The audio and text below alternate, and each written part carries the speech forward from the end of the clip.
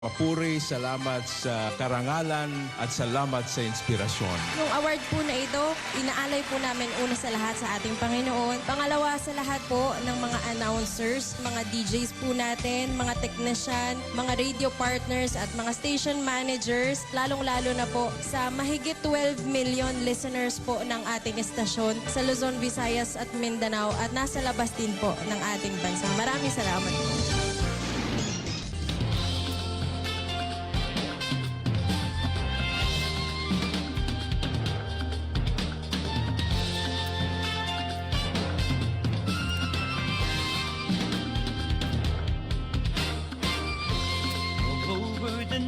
We're here for you, friendly companion wherever you are. Giving the latest news and playing the best music that you love. More than 100 stations nationwide, broadcasting live.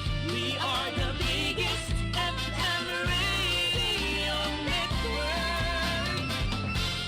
Radio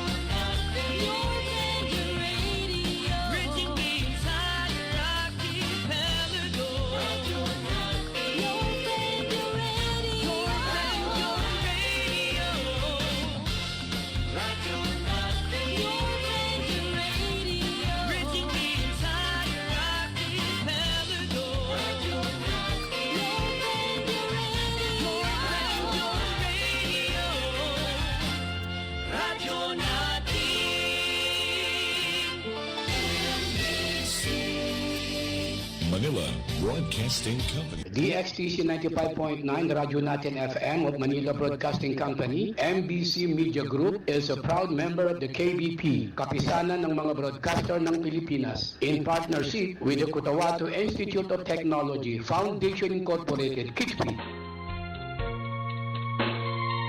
Mamakikinig kano programa Lilang-Lilang sa Kawang-Kawangan kano station no DXTC 95.9 Radyo Natin FM Cotabato City. Lilang-Lilang sa Kawang-Kawangan.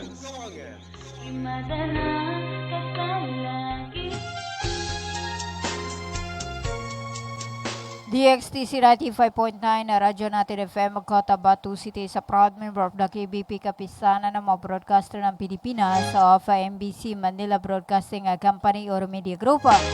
Itama po ang inyong mga oras sa buong kapuluan. 3 minuto makalipas ang alas 6 ng gabi. Yan, Assalamualaikum warahmatullahi ta'ala wabarakatuh. Mapia magabi kanulang ng mga pagkatanong apagpatika pagkikinig kanuniya ba ang programa Alilang-Lilang sa Kawang-Kawangan. Kanuingala no butihing station manager, kanuingala no pamunuan no All Rais Avengers Corporation. Nasa pamahala ni Manager Abidin A. Ali.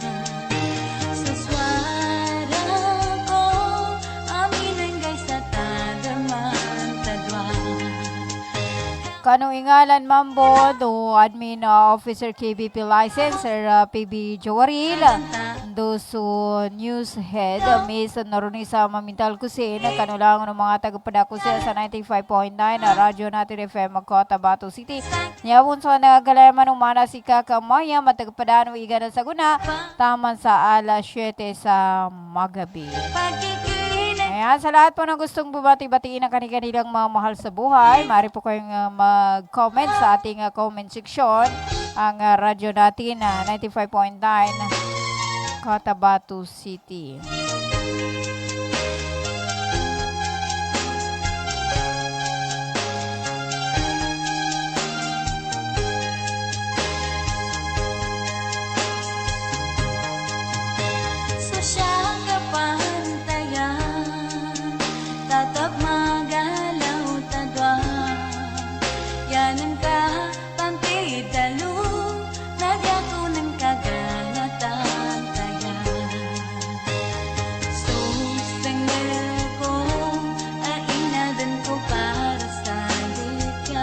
Salta na bago tanong pamatiana sa mga lilang-lilang nakasampay kanuniya ba programa tanong alilang-lilang sa kawang-kawangan niya mo nasusungala para sa kanulangon para kanong kapyano kapag ikinago kanuniya ba programa alilang-lilang sa kawang-kawangan.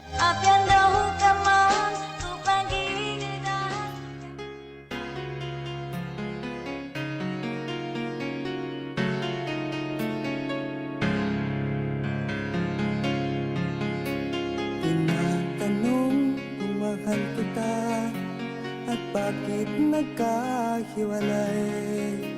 Sa puso ko'y di matanggap pagkat mahal kita. Ako'y nananalangin na magkapiling ka. Ang ibig kong sabihin, lahat ay gagawin ko. Sa gabi galulugog ko sobra-sobra. Sakay sigay ng mata ko, mapapatayan ko.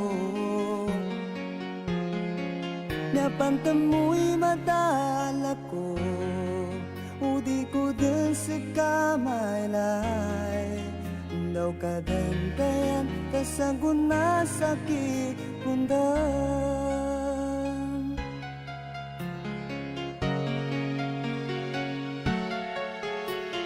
Bakit naaalala ang kahapong kay saya?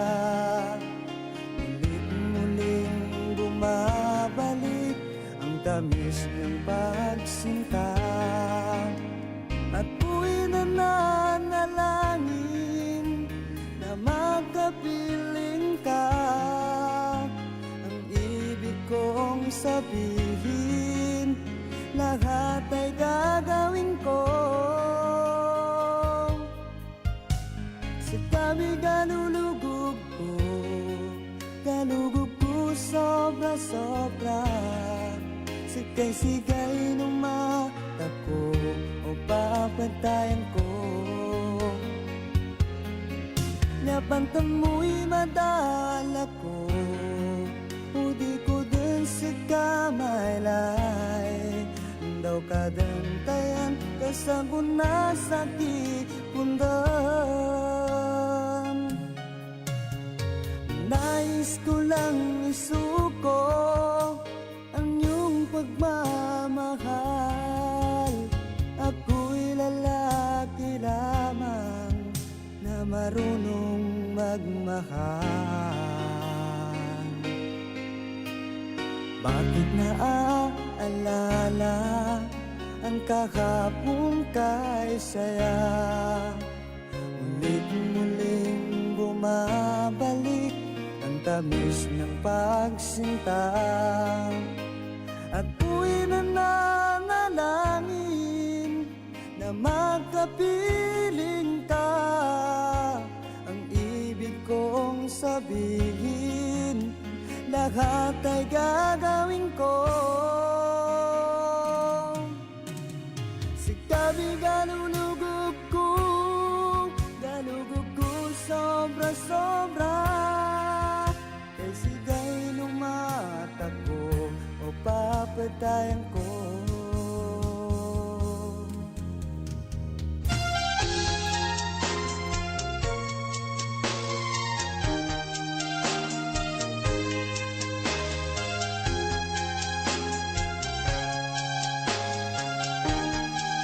Okay, so oras tanong siya sa 95.9 na radyo natin FM Magkota, Batu City. Siyo ka minuto si kinalampasin na sa ada sa isa sa magabi.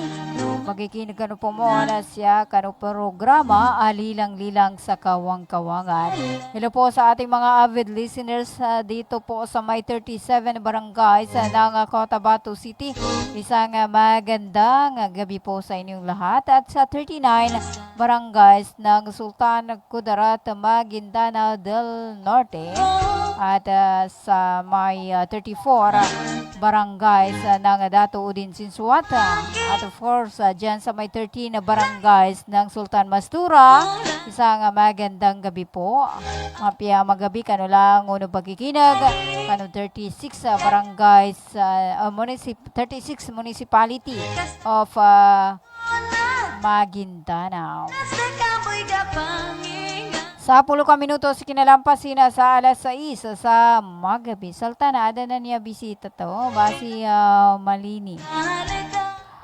Lilang-lilang si radyo natin Morsid.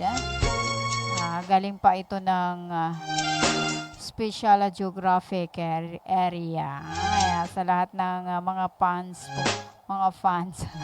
Mga followers ni Salam Vlog. Okay, 11 minutes away from 6 in the evening. Magalaw tadwa yan ang kapantitalu nagyako ng kaganatan tayan sustengel ko ainadan ko para sa Okay, sa pulonggoy sa kaminuto si kinalampasin sa alas 6 sa mga gabi. Salta kanulango ng mga fans ni radyo natin Morsid Gyamada na niyaba sa kanina. Alam to gaginago report ang ating field reporter dyan sa my Special Geographic Area. Yan, salam ka sana Dato Morsid.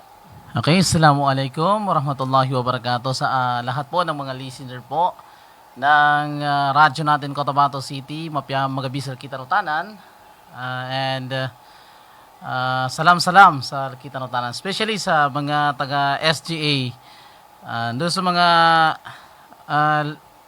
mga taga-para, ang mga taga-paraan na bumangilay, bagikinag sa niya ba radio station sa Tamuntaka, ano ginanatan namin sa Kagina.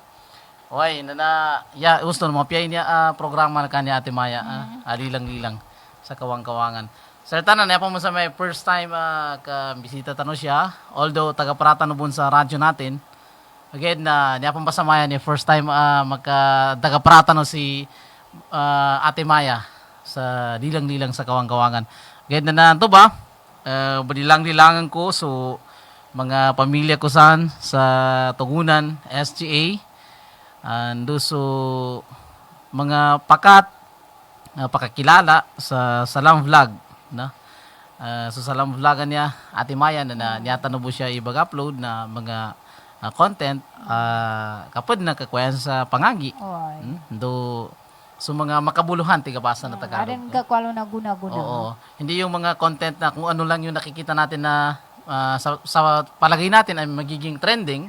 So, minsan hindi na natin iniisip kung ano ang magiging disadvantage noon sa mga viewers. No, ito makagapya, di makagapya.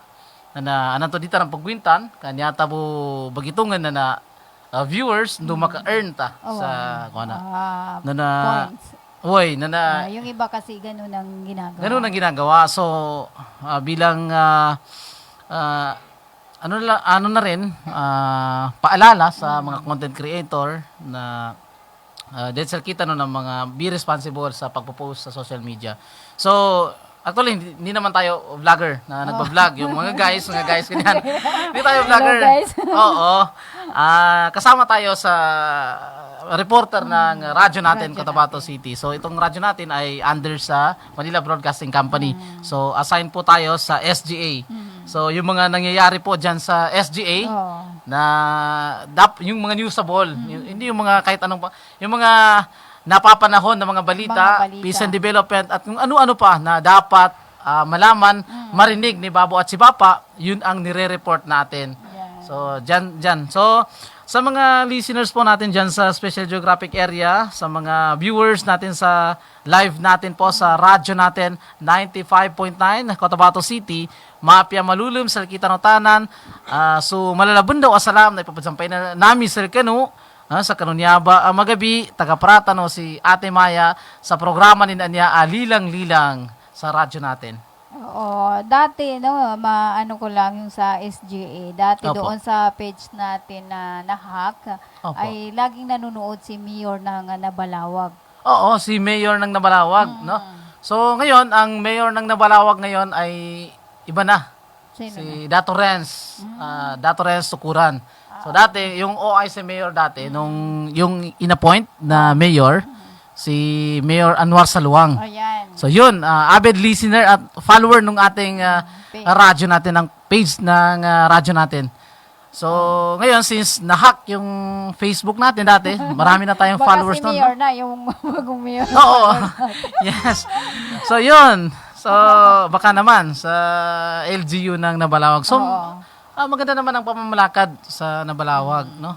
So hindi kasi maiwasan na may mga talagang nangyayari sa lugar. Kahit anong gawin ng local government na ano siya? Preventive measures sa mga pangyayari, hindi talaga maiwasan 'yan, no? Na may mga mangyayaring kaguluhan. So ngayon, sa SGA, sa tingin natin, no, yung percentage, nasa 8% or 9%, no, ng observation natin is mapayapa naman. Oo, kumbaga, na-develop